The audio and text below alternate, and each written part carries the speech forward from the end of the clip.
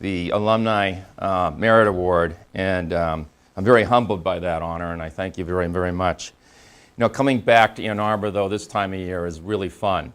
You see all the leaves, the colors changing. I'm from Northern California. We have basically wet and dry season.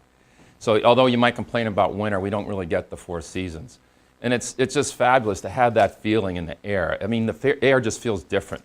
And walking around and having that spirit and the freshness of the fall season and the energy in the students, it's wonderful. And it's a little different in that I had gone to school here at East Engineering, where all my classes, and all the labs were in the basement, so we didn't get as much sunlight as you do here. One of the things that was, very special for me in the fall was football. I loved it. I wanted to continue to play football from high school, but quite bluntly, I just wasn't talented enough. But I really enjoyed Michigan football, and I just thought I'd get a show of hands. Who here enjoys Michigan football? Can you raise your hand? Okay. Of those people here, who here loves Michigan football? Okay. Well, then you'll enjoy, those who especially love it, I think will enjoy parts of this presentation. Going to my first Michigan football game and singing the victors, and this whole thing about leaders and best. And, when at the time, Bo Schembechler was coaching, and with all the Big Ten championships he had, leaders and best just rang very true. And there was something about that created all that energy and passion and allegiance. And when I came to East Engineering, I didn't have that same feeling, to be honest with you, connecting leaders and best in engineering school. And it wasn't that I didn't like it. I loved it. I loved solving problems. I loved designing computers. But there was some gap between inventing stuff and this notion about leaders and best and creating a difference. And so I want to take the opportunity today to share from my experiences where you might cross that chasm between invention and creating some real value and being leaders at best. The 4 or 5 years ago, I don't know exactly when it was, we had this West track where we brought engineering students, and it was Thomas Zerbuchen and Dean Munson that helped bring this idea into fruition, and trying to transplant ideas and collaborate with what's going on in Silicon Valley and share how value was created there and how innovation occurred with what was going on here at the University of Michigan. And that was great. Was it 5 years ago, 4 years ago? One or the other. Yeah. Time has flown. I mean, for me, it's flown. And I'm here today to say basically the competence and the critical matter of innovation exists here. It exists in this department of EECS. And the question is, how do you take that innovation and transform it and put it into action to create something that's very meaningful and that has value to you? And that's what I'm going to be talking about today. So first of all, I'm going to talk about taking great ideas and putting them into action and sharing a framework on how to do that. Next, I'm going to create an application of that framework so you can actually see how the framework can be put to use. And lastly, I'm going to talk about opportunities for EECS, where you can go with this.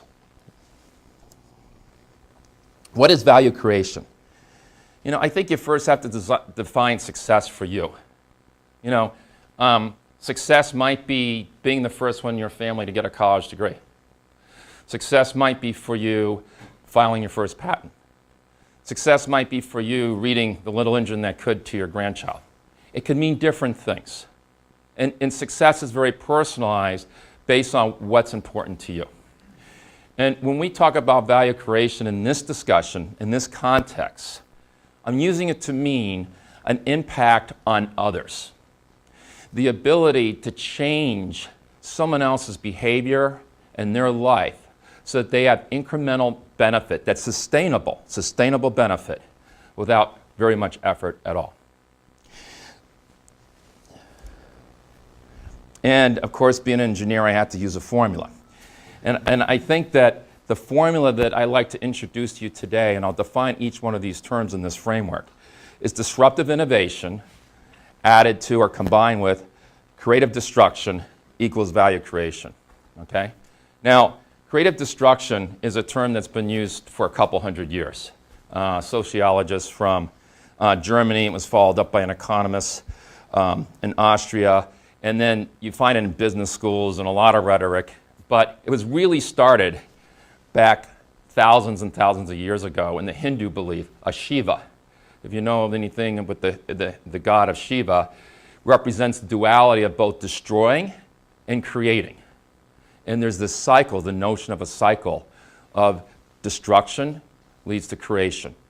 And these cycles are an essential to have growth. And we're going to talk about how do you formulate that creative destruction and apply your disruptive innovation to it to get the value creation.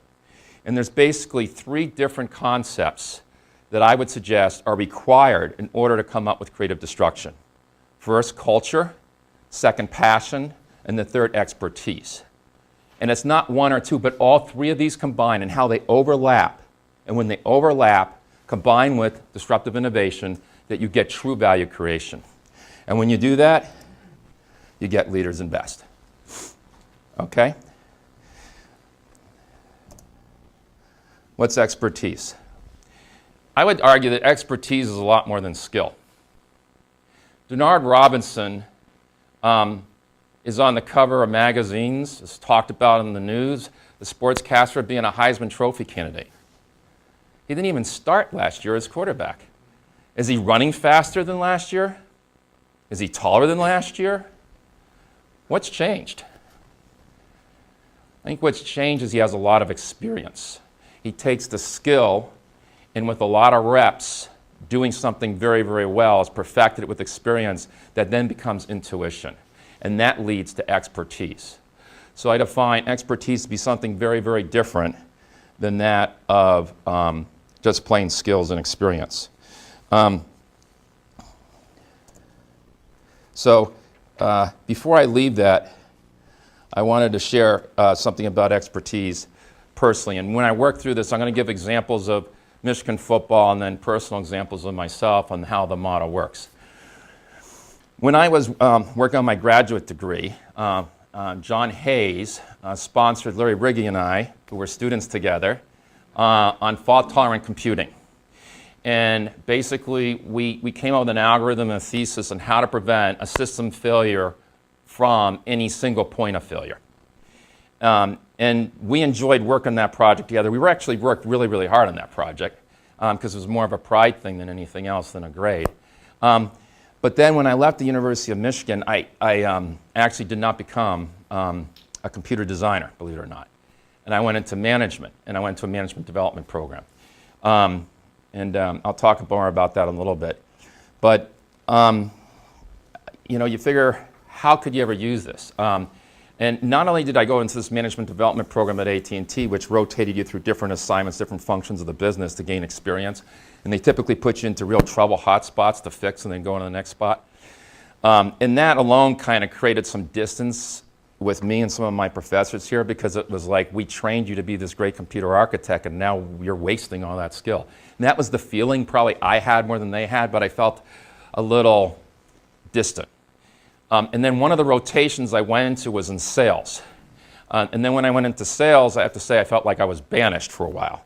Now, George Haddad accepted me back into the wings here, which I'm very happy about, and hence I'm here today. But when I went into sales, like how possibly could you ever use anything you learned designing computers in sales? Well, I actually did. That work I had done on fault-tolerant computers, it came to an opportunity with one of my accounts, First National Bank, First Chicago. And they basically had one of the biggest campus communication systems in the United States in downtown Chicago and the suburban area. I had a quota that I had to work with all my accounts, including them, and they had all the best and the brightest, so I couldn't think for the world of me how I was ever going to increase sales for these people. I was concerned about not losing revenue. So it dawned on me one day when the guys on the data side, IBM and all the Burroughs and when there was a Burroughs and all those players were in there, and they were feverishly working on something for a disaster recovery plan because it turns out that the Office of the Comptroller of the Currency requires all financial institutions to have a disaster recovery plan. Well, I was scratching my head and said, well, you guys are all working on this data. What's their voice plan?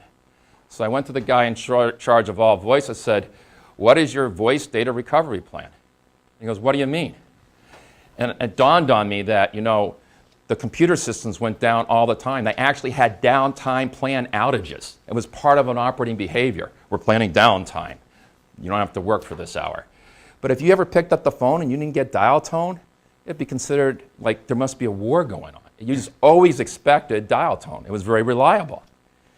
Well, so it was kind of a tough sell to say you need a disaster recovery plan for your phone system. But I did because I said there's this edict from the government. And since you had that, you have to comply. And it actually stuck. And so basically what I did is I took what their star configuration was with a campus where they had many single points of failure that would bring down the system, applied the techniques of fault-tolerant computing, put an overlapping ring campus topology in there for communication systems, and $5 million later they had a system that worked for disaster recovery in case there was ever a disaster. Now, just to prove I wasn't just a commissioned grubby sales guy, it was actually 2 years later that a contractor with a backhoe on the Lake Michigan ran into a pylon. And you might know that Chicago, like St. Louis, has a whole underground. And that flooded the entire underground in Chicago and knocked out businesses left and right. And many businesses never recovered. And some businesses moved out of downtown Chicago forever.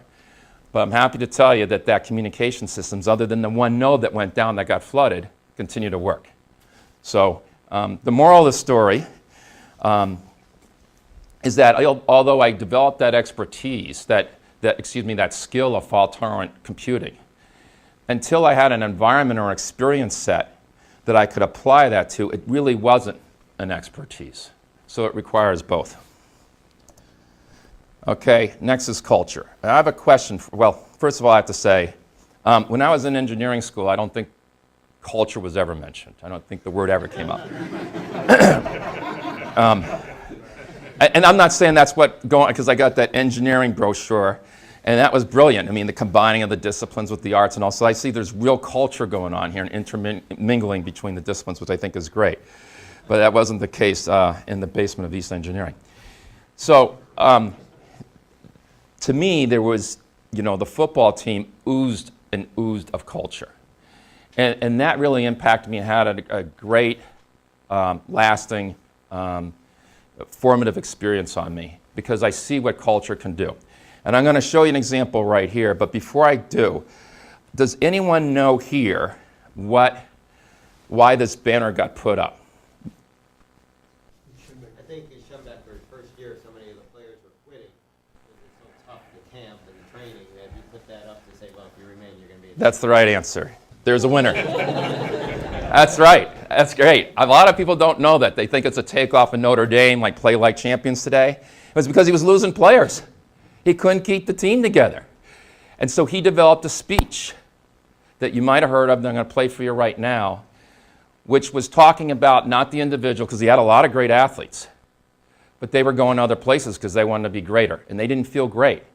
And what he did is he wanted to create a culture is all about creating a common value system that everyone's aligned on. And that's not easy to do, especially when you have a lot of diversity and a lot of individual talent. And so he wanted to talk about how do we bring that all together.